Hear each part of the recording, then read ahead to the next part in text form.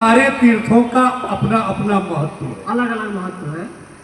तो महाराज मेरा निवेदन है, मैं तो प्रथम आया हूँ, अब तक नाम सुनता था जी महाराज। लेकिन प्रथम दर्शन में आया हूँ, इसलिए हमें आप तीर्थ स्थलों का दर्शन भी कराएं और इनका महत्व भी बतलाएं। महाराज कहीं भी जाया जाता है किसी तीर्थ में तो सर्वप्रथम स्नान का महत्व है, तो आप हमारे साथ चलें। सर्वप्रथम धेनुमती गंगा में स्नान करें, जो गोमती गंगा के नाम से भी जगत में विख्यात है। आप आए हो पहुँचे जाए धेनुमती तीरा, सीताराम सीताराम सीताराम राम राम सीताराम राम। पहुँचे जाए धेनुमती तीरा, हर्ष हर्ष नहाने निर्मल नीरा, आई मिलन सिद्ध मुनि ज्ञानी, धर्म धुरंधर नृप ऋषि जानी मेरे राम। महाराज आप स्नान किए, पवित्र हुए और इधर जो आप दर्शन कर रहे हैं प्रणाम कीजिए। ये ललिता देवी का मंदिर है, आप इन्हें प्रणाम करें। जय हो जय। और इधर जो देख रहे हैं महाराज, ये श्री हनुमान जी महाराज का मंदिर है, आप इन्हें भी प्रणाम करें। जय। और इधर जो देख रहे हैं महाराज, ये हत्या हरण कुंड है, अभी हम आपको इसमें स्नान कराएंगे। हत्या हरण कुंड, जी महाराज। इनका क्या महत्व है? इसका महत्व यही है महाराज कि मनुष्य के जीवन में जान में अनजान में कोई भी हत्या का दोष लगा हो और वह मनुष्य इस नैन सारण तीर्थ में आकर हत्या हरण कुंड में स्नान कर ले तो मुक्ति को पा जाता है। इसका यही महत्व है महाराज। वाह, बहुत ही सुंदर। और इधर जो देख रहे हैं महाराज, ये चक्र कुंड है, जो चक्र तीर्थ के नाम से जगत में विख्यात है। अच्छा अच्छा अच्छा, इसी का नाम चक्र तीर्थ है। जी महाराज। हाँ हाँ, नाम सुना करता था, लेकिन आज दर्शन भी हो गया। और इसका महत्व यह है महाराज कि एक समय की बात है, सभी ऋषियों ने अपने हृदय में विचार किया कि हम लोग मृत लोक में कहाँ बैठकर भगवत भजन करें, वो स्थान पवित्र कौन सा है। तो सभी ने विचार करके भगवान विष्णु के पास गए और भगवान विष्णु से कह सुनाए।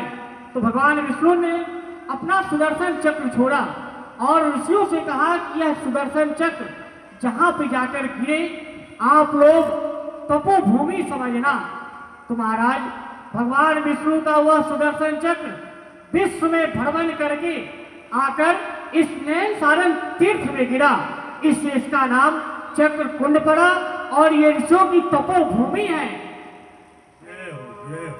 और इधर जो देख रहे हैं समक्ष महाराज, ये पंच प्रयाग है, आप इन्हें भी प्रणाम करें। पंच प्रयाग? जी महाराज। एक तो तीर्थ प्रयाग, तीर्थराज प्रयाग, हाँ, लेकिन यहाँ पंच प्रयाग, इनका क्या महत्व है महाराज? इनका महत्व इस प्रकार से है महाराज कि ऋषियों ने सभी तीर्थ को आमंत्रित किए, सभी तीर्थ आकर अपना स्थान ग्रहण किए। इस नैन सारण तीर्थ में सभी तीर्थ हैं। जब तीर्थराज प्रयाग को निमंत्रण भेजा गया तो नहीं आए, उनके हृदय में अहंकार था कि हम सभी तीर्थों के राजा हैं, सम्राट हैं, हम प्रयाग से चलकर नैन सारण नहीं जाएंगे। यहाँ 5 ऋषियों ने मिलकर पंच प्रयाग का निर्माण किया, इससे इनका नाम पंच प्रयाग पड़ा है महाराज। जय हो जय हो, बहुत सुंदर। अब आप हमारे साथ चले आचार्य करती श्री वेदव्यास जी महाराज के पास। जय हो जय हो।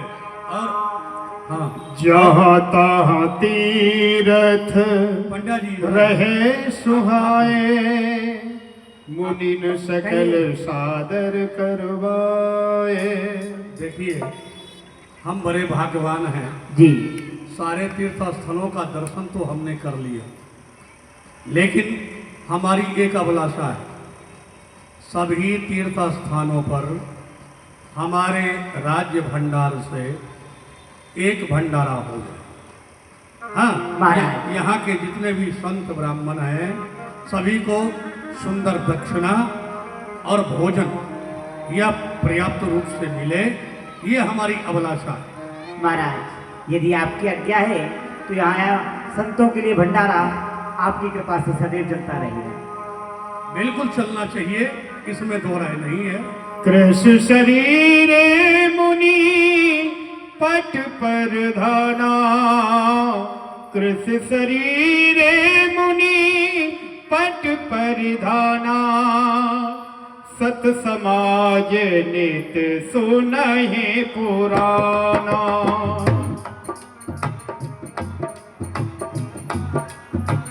हो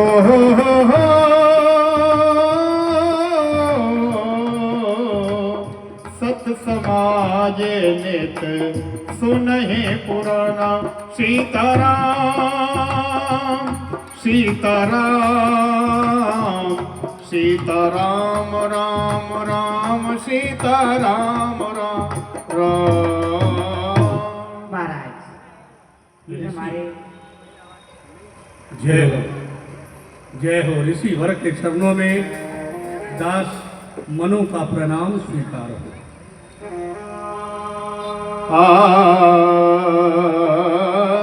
श्री वेद व्यास जी महाराज के सन्निकट गए।